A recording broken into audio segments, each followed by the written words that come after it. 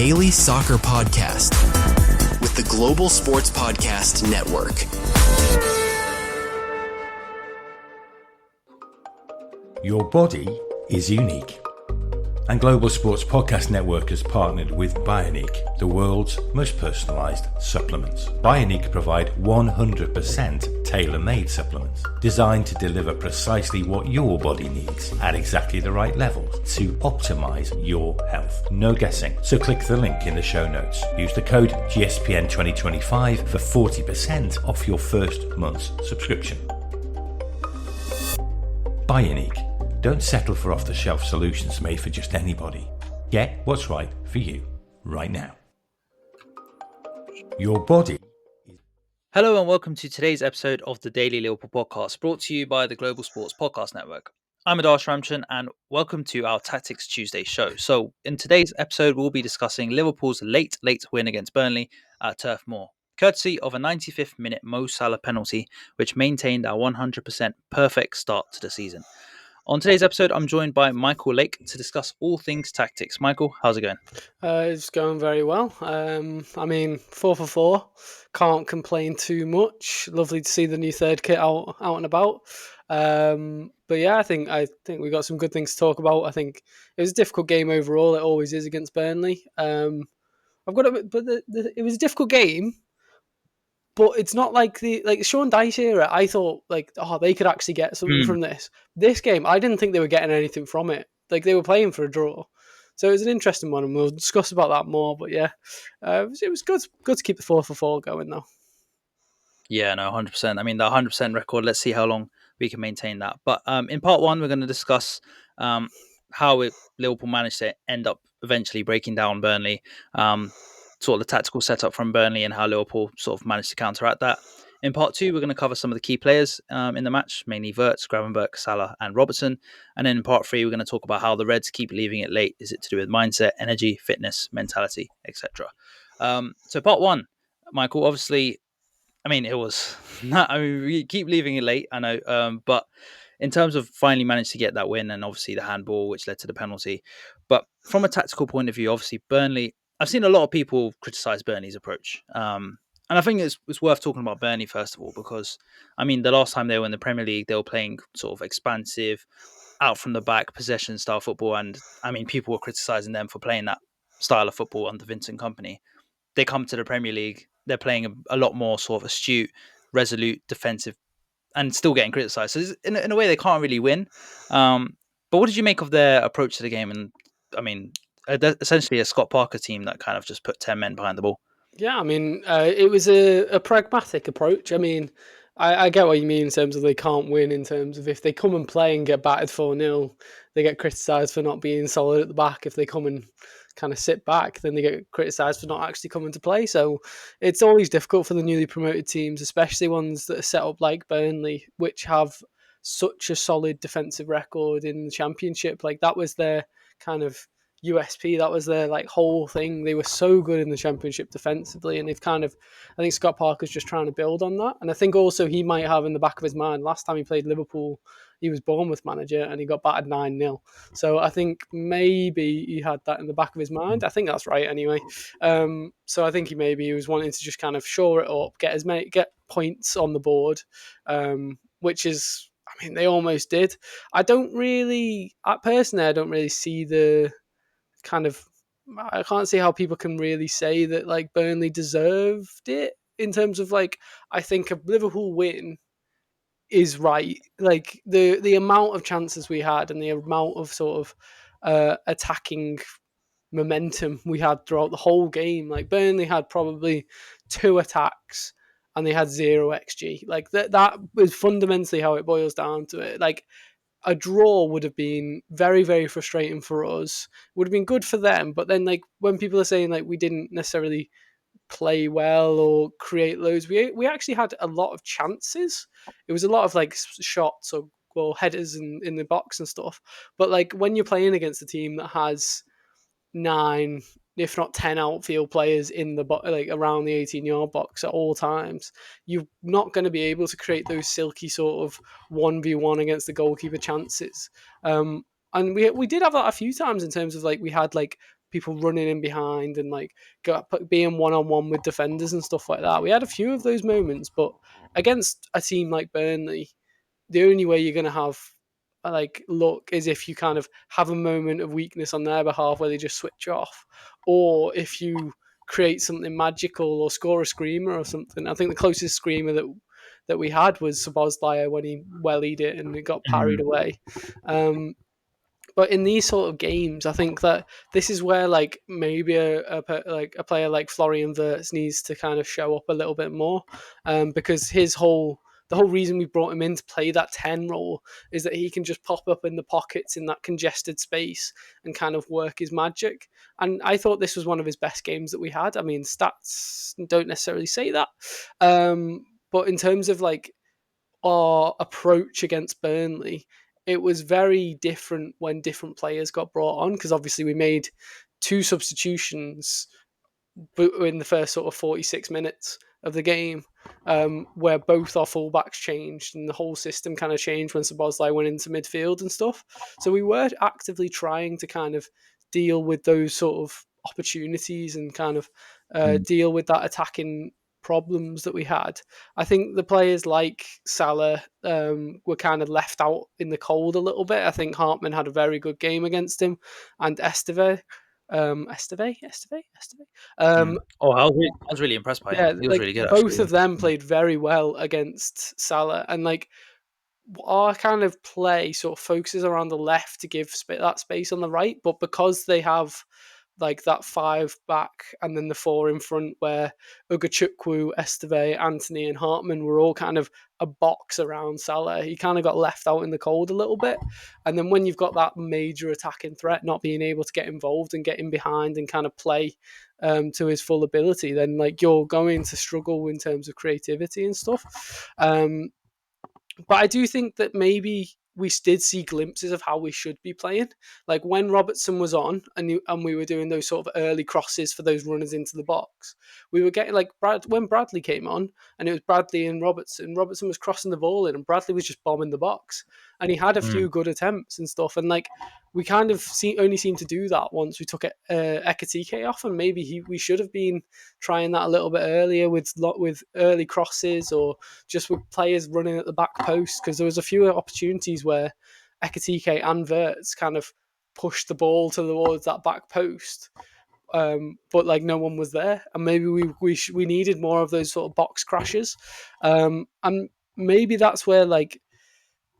So I think in this system, Slot is very cautious with his midfield too. They are sort of the recyclers, and then the fullbacks and everyone else kind of does the. So it's like we have like that 4 in the middle as our base, and then everyone else makes the runs and stuff, which is a little bit different to last season where you'd have like Curtis Jones running in from deep and stuff like that, which is a lot different. So I think it's really interesting to see how we kind of approached the game and tried to probe and stuff. And then you kind of knew as soon as the red card was coming, we were going to take Konate off because we only really needed Van Dijk back there. And then we just had like so many fullbacks, so many attackers. We had everyone on the pitch trying to kind of push, and it speaks volumes that as soon as we brought on Ngamoa, we started like creating chances and looked very dangerous. Like I think Gakpo had a good game, but Ngamoa in those sort of situations when you need a bit of a tricky player to kind of beat his man and kind of put a ball in, I think that's where he's going to thrive. And maybe against these sort of opponents, might be his chance that he should be getting some game time. And I've been a little bit miffed that he only came on late into the game. What minute was it? It was the 87th minute. 87th, yeah. But yeah. No, it's interesting because I think when teams set up to just nullify and just basically essentially part of the bus for a full 90 minutes, there's so many ways that you can break those down, whether that's set pieces, early crosses, intricate play, fast breaks, etc. I feel like we tried bits of it during the game, and the space was definitely out wide, given that the middle of the pitch was just so congested. I mean, it was hard for players like Wirtz, Gravenberch, who I thought was excellent in terms of receiving the ball in those tight spaces and manipulating the ball to create some chances.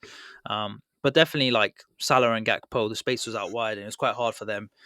You mentioned that box that Salah was basically trapped in with Hartman, Esteve, Anthony, and Ugochukwu as well. So yeah, no, it was really hard in terms of those spaces. But if in future Liverpool are, because ultimately as Premier League champions, you're going to play against teams that are going to sit back against us.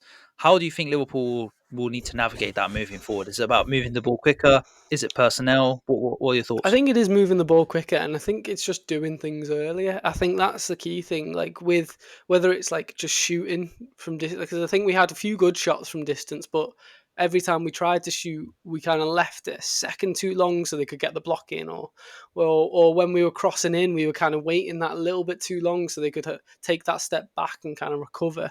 Like some of the best, like Robertson, when he came on, he was one of the best players that was on the pitch, and he was putting those deep crosses in and kind of doing what Trent would be doing normally if he was in the team, and he was kind of taking that role, and it was working. Like we had players like Bradley crashing the box, we had players like Chiesa getting on the end of a header that almost went in. It was probably one of our best chances. Like those sort of, when you've got those, when you're against a team that's sitting deep, they're not going to sit on their own goal line, so there's still a gap behind them. And the way to get there is to get kind of runners in and kind of try and put the ball into that dangerous corridor of death kind of area to kind of get people to sort of get the defenders to face their own goal, because at minimum you're going to create chaos. And then you can just, if it doesn't work, you just bring it back out and you recycle and you go again. Like I think we were just kind of a little bit lethargic with it at some points. Like we just were kind of standing on it a little bit too much. You mentioned Gravenberch; he was so good. He was dropping the shoulder, and then when he would take out midfield players, and then we'd have the run at the back line, and that was where we looked dangerous. And there was good interplay between the midfield players with Wirtz, Gravenberch, and McAllister, and they all kind of worked very, very well and kind of were able to kind of pop off each other. And Szoboszlai in particular, when he moved into midfield, he was doing very well with just carrying the ball quickly and running up and making them kind of foot on the back foot, because there was occasions where they weren't on their 18-yard box, they were on their like penalty spot, like they were in the box, and we were penning them back so much. And I think at that point we needed to kind of make the most of kind of the pressure that we were doing, because it would then be like it would be a pop shot or something like that that would kind of end that attack. And I think Dubravka looked a little bit shaky throughout, especially on set pieces towards the start. I think we maybe should have made a lot more of those sort of opportunities. It was a little bit strange because we kind of split our big boys up with Ekitike making a near post run, Canate in the middle, and Van Dijk at back post at some points. And it was a little bit strange as opposed to just kind of crashing everyone in. And once Gakpo started taking the corners, we were like trying to put it right on top of the goalkeeper's head and stuff. And it just kind of wasn't working. And I think those sort of opportunities would have been the best. There was another opportunity where we had a free kick and Szoboszlai kind of hit it and it went over. It was a little bit too close for him. But I was looking and Wirtz was entirely open on that right hand side. Like obviously, like it's easy to say from the angle that we got, but like the closest person was in the wall. If you just played it through and he hit it first time, but at least then you're having a better opportunity than a free kick. Like I feel like I agree with you, but Szoboszlai, given what he did in the last game, I think he has the confidence, and I would like to maybe seen Wirtz as well put his hat in the ring after his free kick against who was it? Was it against Northern Ireland? Northern Ireland, yeah. But that opportunity where he wants to see his name in lights again, maybe. Because Wirtz has obviously gone out there for a reason. He's seen that space. He's kind of, and no one went with him. Maybe having that sort of that being able to take a step back and being like, that's actually probably a better opportunity, because free kicks are difficult to score at the best of times, especially when you're that close. So maybe making the most of set pieces in that situation. I think overall our players actually played quite well. I think the players that got brought on all contributed well and kind of made a difference. And it'll be interesting to see when we've got the likes of Isak or someone like that, where instead of bringing on Chiesa, we're bringing on Isak or Ekitike. That'll be a huge difference. And that'll be really interesting to see how we deal with those sort of deep deeper teams, like the small-minded teams like Arsenal who sit back and kind of absorb pressure and only play for set pieces. Like it'll be really interesting to see how we play against them, because I think our defensive problems have been kind of rectified a bit. I know people were commenting on like the counter attack and stuff like that, but at no point were they actually a threat. Like realistically, like if they got past Van Dijk and they got past Konate, there's still Alisson. And most of the time, if they got past Van Dijk or Konate, they've still got half the pitch to run. And by that time, they're going to get caught up. So I thought we were quite good defensively, and the counter-attacks we did let happen were snuffed out fairly quickly and fairly well. Yeah, no, actually, I did want to mention, actually, I thought Konate had a really, really strong game, actually. I think he dealt with Anthony, especially, who's quite a tricky winger, quite pacey. I think it was Burnley's probably biggest threat during the game as well. Yeah. So I thought he dealt with Anthony really well, and then those counter-attacks, and then Van Dijk's just doing his thing. We're going to move on to part two, and you touched on sort of moving the ball quickly and, having to create chances, and I thought we already mentioned him, but Gravenberch, I mean, I think we take for granted how young he is, but how well he has been over this last year and a bit since Slot's put him in that number 6 position. I mean, I actually thought he didn't really play, given the opposition and given them playing sort of 10 behind the ball. He didn't really play that number 6. It was more of a number 8. It was more of a number 8's performance from Gravenberch. Just breaking through the lines. I mean, some of his touches, his first time like spins that he does, where he just lets the ball run and he just receives it on his back foot. I think he's just brilliant, and he just adds something completely different to that midfield, especially when you're up against sort of, two banks of 4 or 5 players. You need some of that, someone who's going to drive and beat a man. But yeah, what did you make of Gravenberch's performance? Because we're definitely getting that Gravenberch that we had at the beginning of last season, who was just breathtaking. Yeah, I mean, it was basically that Konate and Van Dijk were playing the 6 roles, and they were so far up into Burnley's half that Gravenberch could just get that freedom to kind of move and roll players in midfield. And I think he is definitely improving, and I think not having him the first 2 games of the season was evident that it hurt us. And I think him and McAllister are a very good duo, and him and Szoboszlai are decent as well. I think he has to be in our midfield if we're going to do well. So if he gets injured, that's where the problem kind of arises. I think, just on that topic, if he does get injured, Stefan Bajcetic is a similar-ish player who I think could kind of get in the same sort of, it kind of get told to play in the same sort of way as Gravenberch. So I'd like to see when he comes back, because obviously he's still at the club and Slot has said he's very promising and could make a contribution. Like, I think like that he could be a good understudy.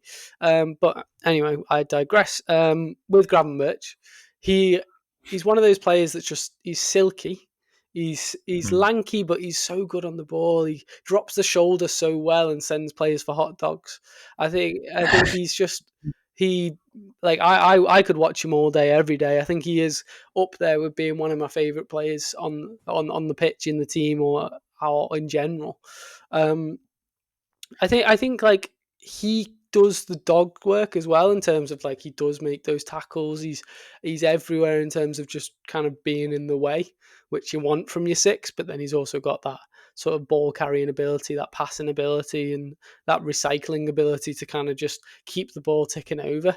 And I think when he's partnered with someone like McAllister, who's a little bit more of a tempo dictator in terms of his passing and stuff, and he also has that ability to kind of dribble through the middle, or when he's with Jones or when he's with Szoboszlai, I think he can partner with any of them, even though they've all got very different traits.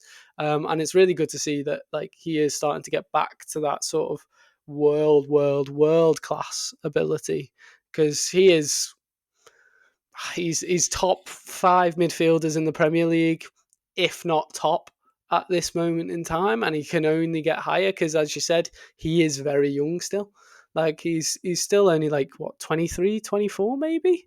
I don't know the age off the top of my head, but let me find it out. He's Gravenberch. He's 23, which is insane. But yeah, so we are very lucky to have such a young midfielder who can only grow. And I remember when he first came, thinking that he could be an option at the 6, but obviously Klopp didn't see that. But now me and Slot think the same. That's what we do. But yeah, so I mean, Gravenberch is incredible. the whole team had some really good performances. But yeah. Yeah, no, I mean, just on Gravenberch before we move on, I think he's just grown into that Liverpool shirt, and I mean, we're going to touch on players that are, have such high expectations in a second. Who, it's going to take them time to settle into Liverpool, regardless. And I think we forget that, Gravenberch, his first season at Liverpool wasn't wasn't to plan. He was in and out of the team. Didn't really know where he fitted into the team. And obviously, you mentioned Klopp not seeing him as a six, but he's someone who took time to really settle in, and you can just see he's benefiting so much. And yeah, I'll say he's a crucial part of that spine, and him and McAllister complement each other so well. And when we get Alexis McAllister fully firing, which I know we will because he's too good of a player not to be, I mean, it's going to be scary for everyone else. Before we move on to a break, we're going to touch on a player who I thought also had a brilliant game yesterday, and that was Andy Robertson. Obviously coming on for Milos Kerkez, who probably had an eventful half an hour at Turf Moor yesterday. But we'll speak about Kerkez whilst we speak about Robertson. But I just thought he came on and he knew exactly what was needed from the team. He led by example, was from an attacking point of view, just putting in crosses, creating chances, linking up with players. But obviously did his thing defensively. But he definitely provided that example performance to Kerkez, I thought. And there's a bit of a message, I thought, in his performance to Slot, saying like, look, I know that you got Kerkez, but I'm still available. I'm still ready to play. So yeah, Michael, what did you think of Robertson's cameo when he came on? I thought he was very good. There's a reason he was the best left back in the world for a number of years. I think I agree with you in terms of like he's setting an example for Kerkez, because I think Kerkez, he is only 21. Like he's still got those sort of kinks in his game that he needs to iron out. And I think Robertson is probably the best person to kind of work under, I think we will be getting the best out of Robertson in terms of he won't be overloaded with minutes, so we won't get that sort of like tired, lethargic Robertson. We'll get the full firing once his place back Robertson, which I think was shown in this game. I think he kind of came on. He had energy. He was solid defensively, but he was also kind of just willing to just create. And like his first few touches in the game was literally he got the ball, he started running, he megged someone and had a shot with the outside of his boot. Like that is Robertson at his best. Like when he's just able to kind of find a way through and find a way to kind of create something. And I think like I could definitely see against Atletico Madrid Robertson getting the nod over Kerkez, because I think at the moment Kerkez is kind of struggling with those sort of, he gets very close to players. He gets very close to them, get very tight to them, and that's where he starts like conceding fouls, because if you're that close and you get spun, the only way to kind of recover is to take the player down, like, or let them go past you. And I think he needs to learn from Robertson about how to kind of read the game better, how to kind of when to attack, when not to attack. Because like at the moment, it seems like he stays back a bit too much, but then goes forward a bit too far, and then kind of is a bit too rash in challenges, or doesn't dive in enough, or like he kind of doesn't seem to be doing much right. Like he has solid games, don't get me wrong, but I think he's not doing the best. But Robertson kind of came on. He knew when to go forward. He knew when to stay. He could read danger. He would move in to recycle possession, or he'd make an overlapping run. He'd put an early cross in, or he'd put a byline cross in. Like he has that ability because of his wealth of experience to kind of make those decisions. And I think, like when Robertson came in, he did not start for the first few games. Alberto Moreno was still our first choice left back. Like Milos Kerkez needs time. Milos Kerkez is younger than Robertson by a considerable amount, and I think like I like it's going to be a good fight between them. Like on the other side with Bradley and Frimpong and Szoboszlai to some extent now. Like we have a lot of depth, and we have a lot of players who are first team players. Like it's not like we have a starting 11 and the rest. We have a starting 15, 16, 22, like however many, that would all fill in well. And I think Robertson kind of proved that there is no downgrade in our left back position.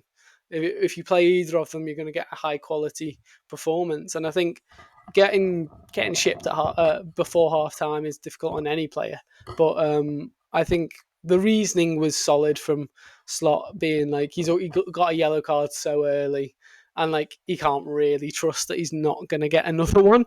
Yeah. So like as opposed to going down to 10 men, which would have made our game plan so much harder, he would rather be cautious about that and kind of help Kirkes learn from that and maybe not be in that position in the future. But yeah, Robertson played really well, and I'm really looking forward to seeing him more and hoping he plays against Atletico Madrid or against Everton even, because we might need that sort of fiery tenacity wind-up merchant. No, I think, yeah, I completely agree. I think as well, just on Robertson, I mean, there was parts last season where he was getting heavily criticised, and obviously you mentioned that the overload on sort of his workload in terms of playing every game, and obviously Simicast coming in, but not consistently giving him enough time to sort of recover between games.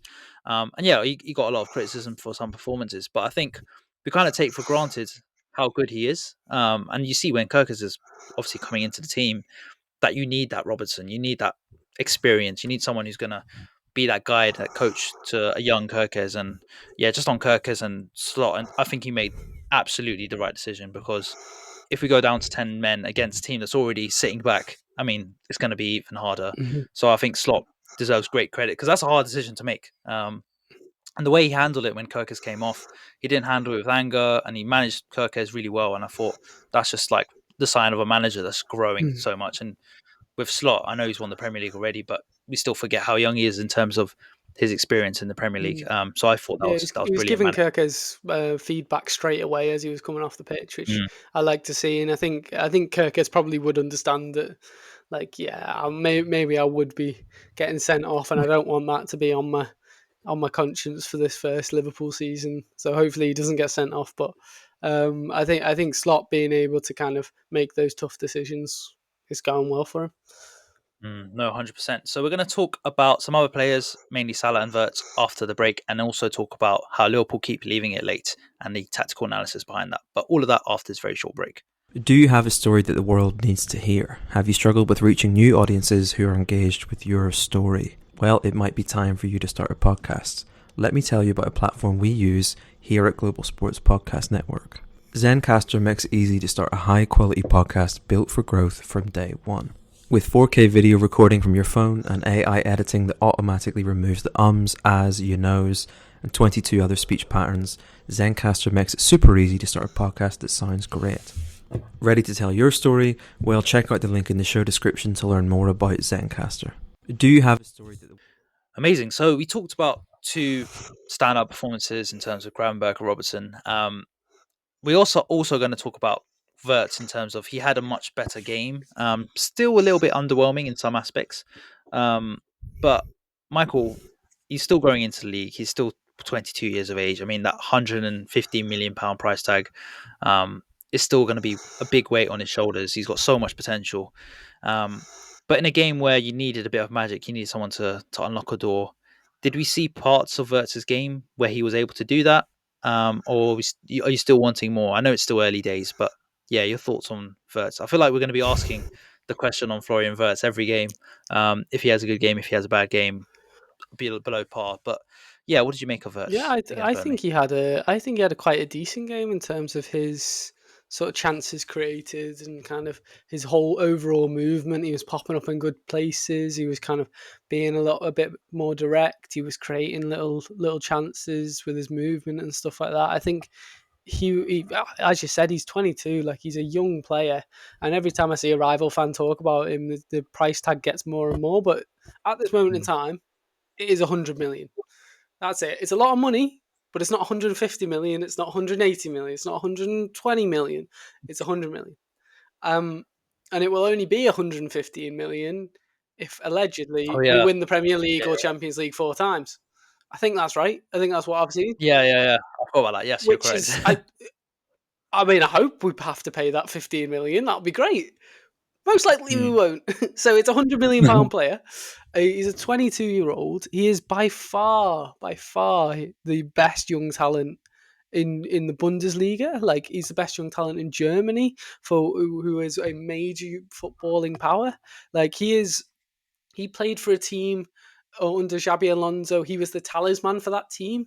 When Xabi Alonso came into that team and they were almost in relegation, the higher ups was telling him, "Don't worry, Florian Wirtz is back in a month and you'll be fine." Like that was that he is that important, and that was when he was like 2021.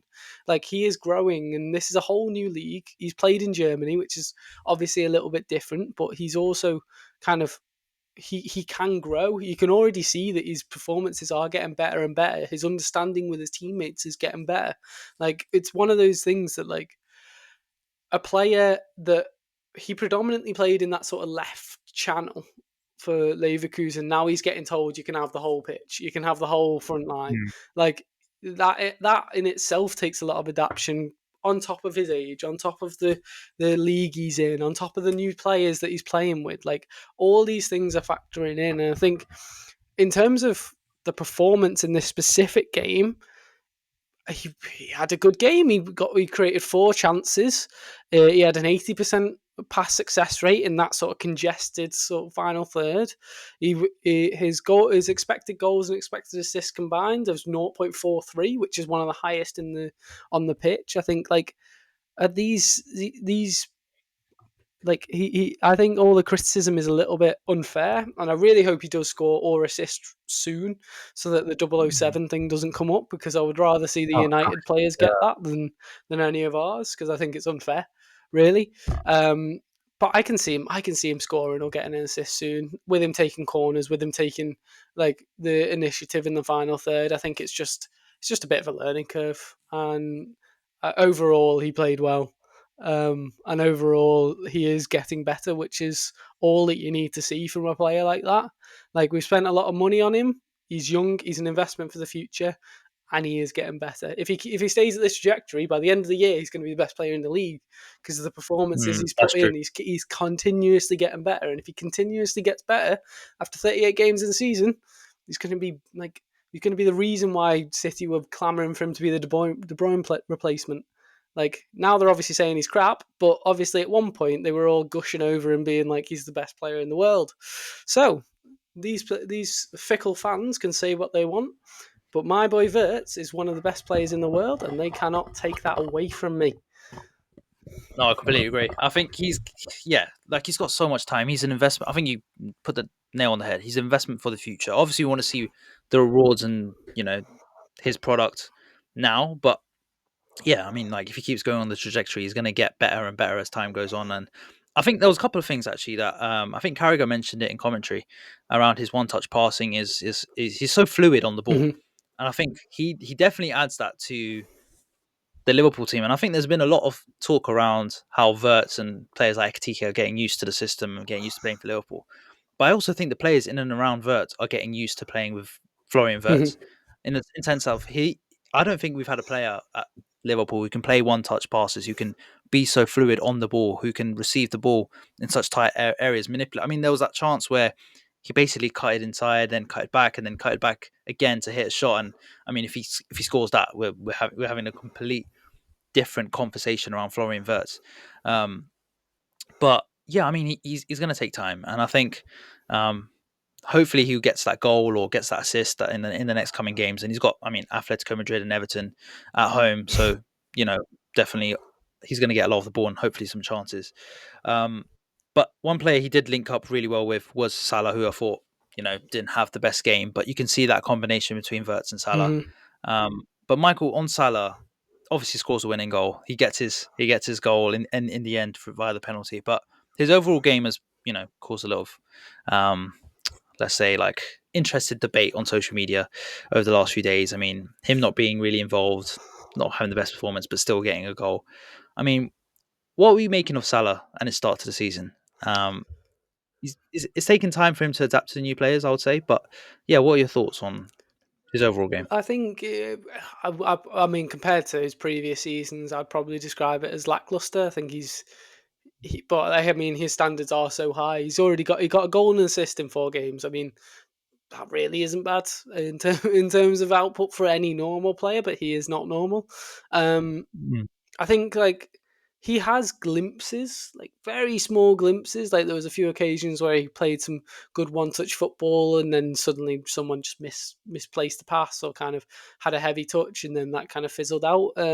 I think in terms of, I think because he's not getting relied upon like as much, I think, and the ball is kind of being evenly distributed around. Like, I think the difference with like he isn't getting as many touches as say a Florian Wirtz. While last season he would be getting sort of 80 plus 90, 100 touches a game. He's now getting sort of in the 50 region, and Florian Wirtz is getting the 80 touches. So like the ball is kind of more central as opposed to coming down.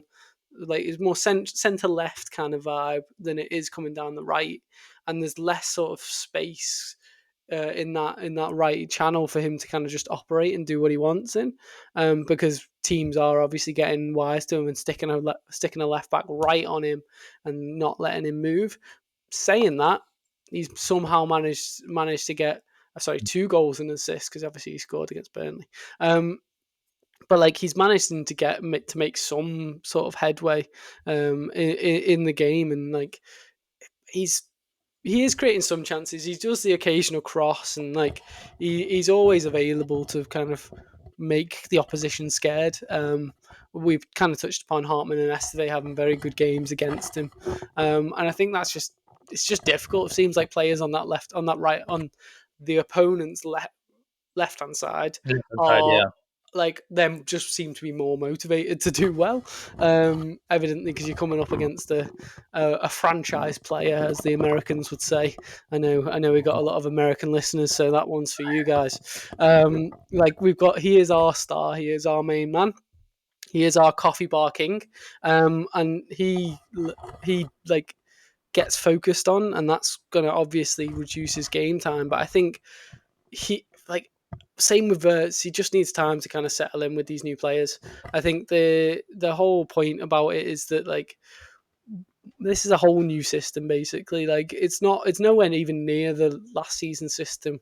Like stuff like the out of possession shape is different. We're setting up, as opposed to a 4-2-4 like last season, we're setting up in a 4-3-3, like slightly off centre because Gakpo drops and Salah doesn't, but like we're setting up in that way, so that's completely different in terms of like which players are pushed up, how we're pressing, where we're winning the ball back. All those things are changing, so like all the players need to kind of adjust to what Slot is thinking. But I have full faith that after a bit of time that Slot gets with these boys and kind of has all like the big players like an Isak kind of settling in a little bit more, I think then we'll be seeing more of the fruit of his labour in terms of getting Salah more involved, because last season Salah carried the team entirely.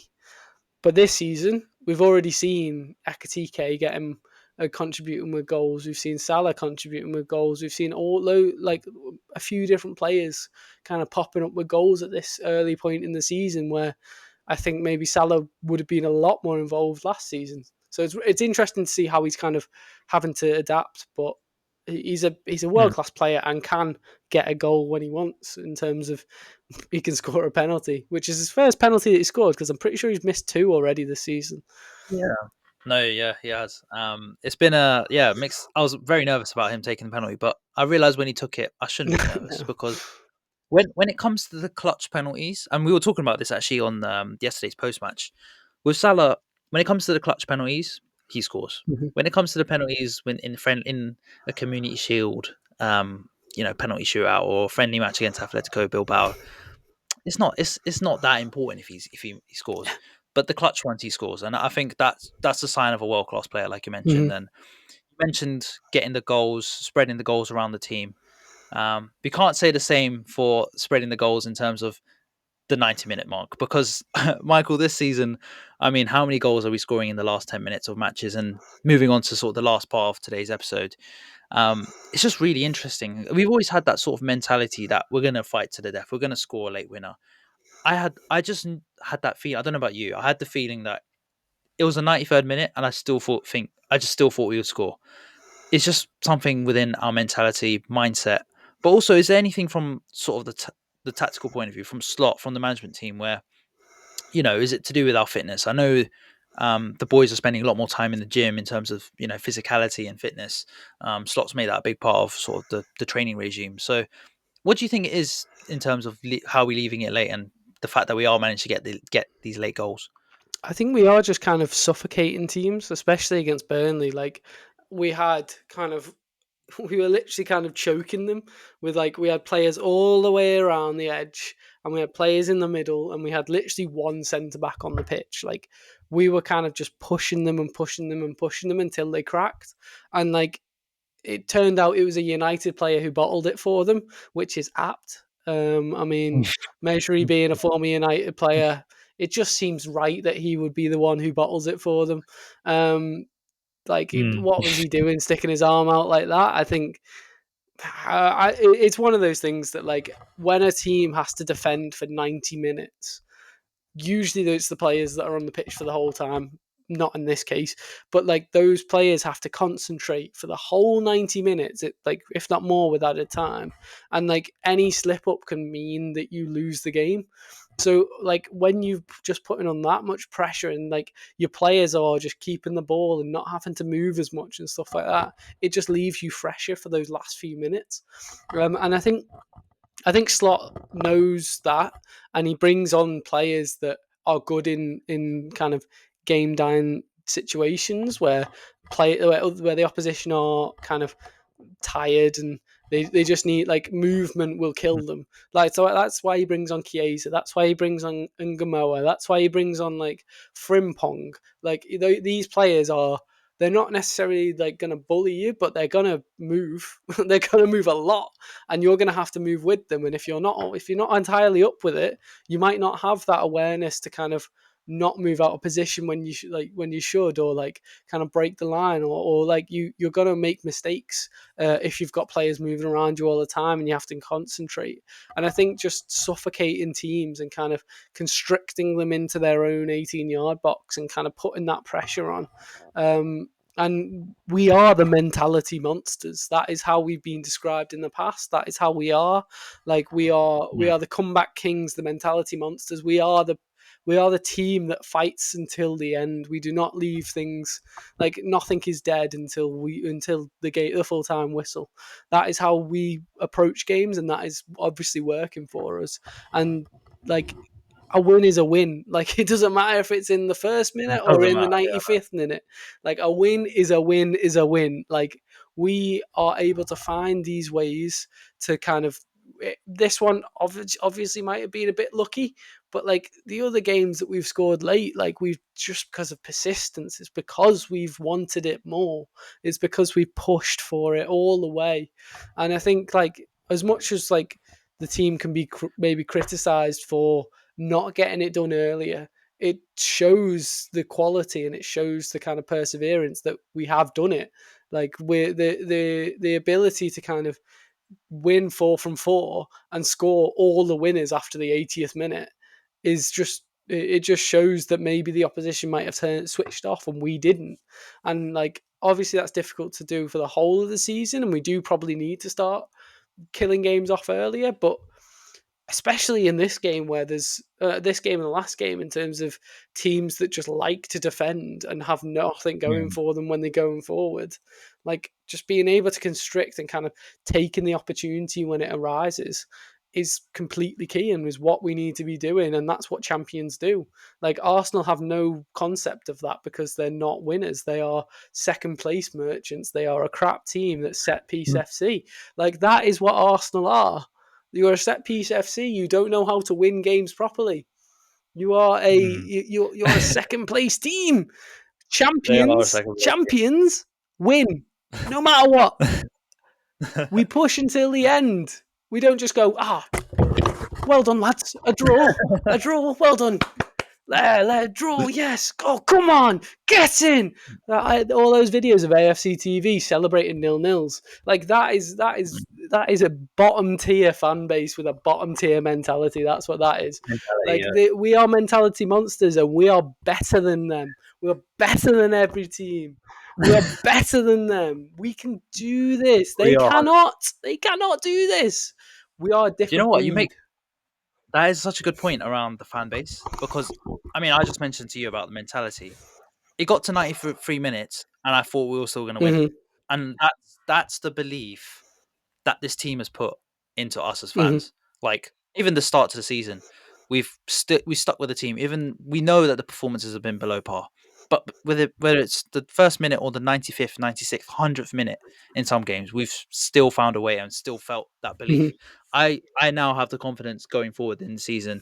We just need a chance to win a game. We are so deadly when it comes to that sort of 90-minute mark. And Michael, one of my favourite quotes is, "It's better late than never," and that's what Liverpool have been doing. Yeah, of course. So yeah, it's absolutely brilliant. And just a final point, actually, I don't know if you saw on like social media, but Liverpool, I think at the AXA training ground, have like a wall where they've been putting like their like most The winners, the iconic highlights from this season. Yeah, the clutch moments, and this is just another one that's going to go on that wall, and you can see that that's instilling that mentality that, you know, never say die attitude, that we're going to win no matter what. And I mean, that's a powerful sign and scary for other teams, really. Yeah, I mean, I want to see that wall having 11 different players on that up there, because at the moment we're 4 for 4 different players in the last minute winning it for the team, showing that anyone can do it. That's what we need to do.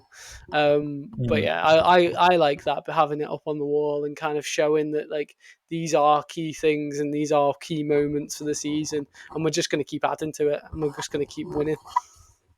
Yeah, no, 100%, and long may it continue. But that's all for today's episode of Tactics Tuesday. Thank you, Michael. I've thoroughly enjoyed today's episode. I felt like we touched on a lot of really interesting topics. Join us tomorrow as we review more latest news around Liverpool, and obviously Liverpool are back in Champions League action against Atletico Madrid at Anfield. European nights under the lights at Anfield. We can't wait. From all of us at Daily Liverpool, it's goodbye for now, and we'll see you all soon.